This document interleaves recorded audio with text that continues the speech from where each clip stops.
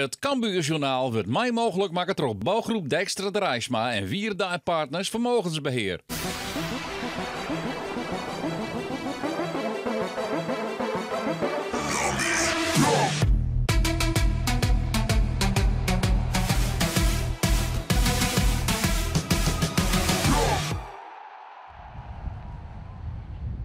Het is leeg en stil in het Cambuurstadion. De onscherping van de coronamaatregels betekent dat het Cambuurstadion weer dicht is voor het publiek. Dat dus geen mensen komen maaien bij de trainings. En dat er wedstrijden spelen worden zonder publiek. Voor Cambuur betekent het 1 thuiswedstrijd zonder publiek. Tegen FC Dordrecht voor eerst. Henk de Jong, de trainer, die is er nog net onwend om die lege stadions. Nee, je wennen er nooit aan. Wij de 12e man. Bij ons, dat is, dat weet iedereen. Dat is legendarisch eigenlijk. En dat is echt de 12e man. En daar hebben we hulp van. Dat hebben we nog net. En op de training zit altijd mijn verste groepje. Daar praat iedere dag praat ik ermee. En ja, die ben er ik net. Dat viel heel vreemd. Dat de meesten net binnen. Dat op een gegeven moment wilde ik gewoon je eigen. Wij dingen mee bepraten. En dat is ik leuk. Dat is voetbal. Dat is een volksclub. En dat is al je voort. Dus het went net voor mij.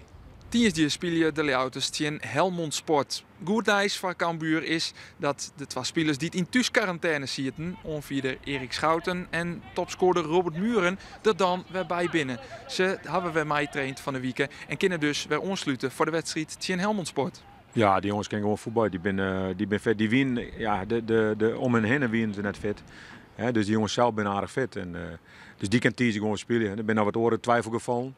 Maar we hebben nu 3 dagen getraind en ik moet steeds het niveau aardig goed.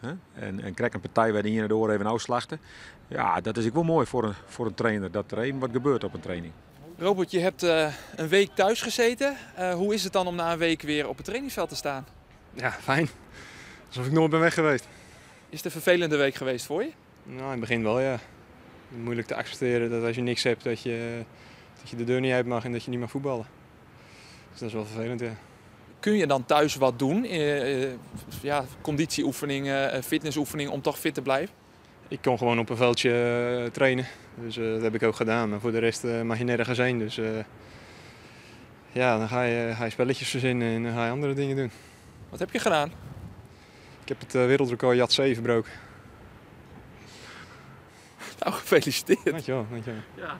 Is het lekker dat jullie op dinsdag spelen? Want dat betekent dat Erik Schouten en dat jij inderdaad een paar trainingsdagen extra hebben. Ja, wat dat betreft wel. Maar aan de andere kant, we spelen niet vaak op dinsdag. Dus dat is ook weer even wennen. Maar ik geloof dat we de tweede periode ook weer gespreid gaan spelen op gespreide dagen. Dus het is niet anders. En ook dan moeten we zorgen dat we de punten pakken. De transferperiode die rint nog trouw. Onder mij 10 Een van de spelers die we net meer waarom zullen bij Cambuur dit seizoen is Kellyan van der Kaap. Hij vertrekt naar Israël, Maccabi Netanya. Ik zocht hem op vlak voordat hij vertrok naar Israël.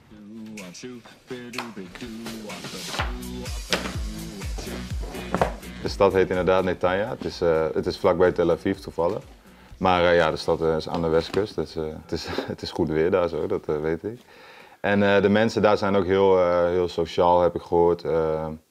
Heel bescheiden mensen ook daar. En het is prima, je kan er prima leven.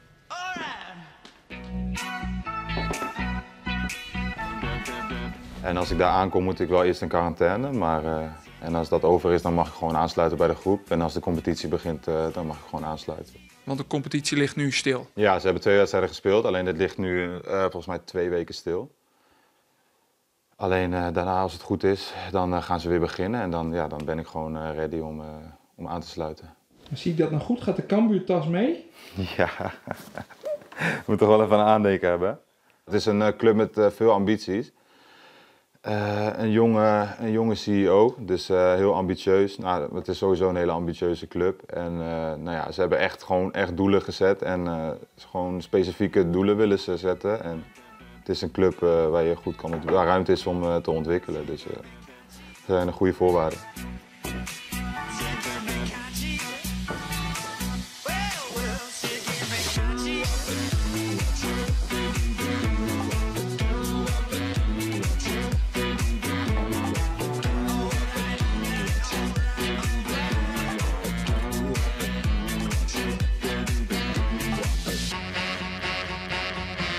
Het is een sterke competitie. Je hebt een aantal ploegen die spelen gewoon Champions League voetbal of Europa League. Dus, en deze clubs zouden misschien net wat onder zitten. Dus het is best wel aan elkaar gewaagd. En het is een fysiek sterke competitie, wat ook goed bij me ligt, denk ik.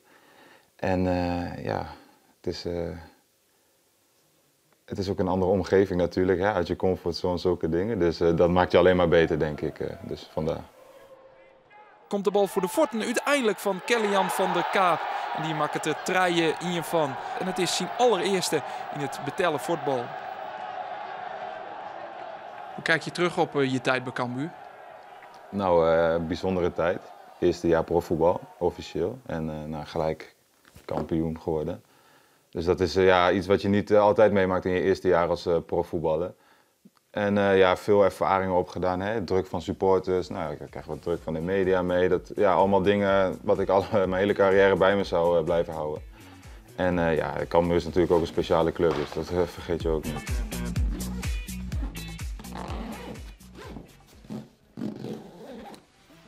Bob On in de keukenkampioen-divisie stiert NAC Breda. Alle wedstrijden ontnota woen en dus 15 punten uit 4 wedstrijden. Cambuur stiert tredde met 10 punten uit 4 duels. Verder naar onder zorgen we dat Top Os de hikkensluiter is, helle in een puntje. Nota bene, Tjen Cambuur. Helmond Sport, de komende Tjenstander van Cambuur, die stiert zandje in de. Dieren dank voor het Tjen naar dit Cambuur-journaal. Dinsdag speelt het Cambuur dus Tjen Helmond Sport. Dat betekent dat we waarsje dat we bidden met een nieuw Cambuur-journaal. Net op televisie, maar wel op internet en in de Omroep-app. Graag dan.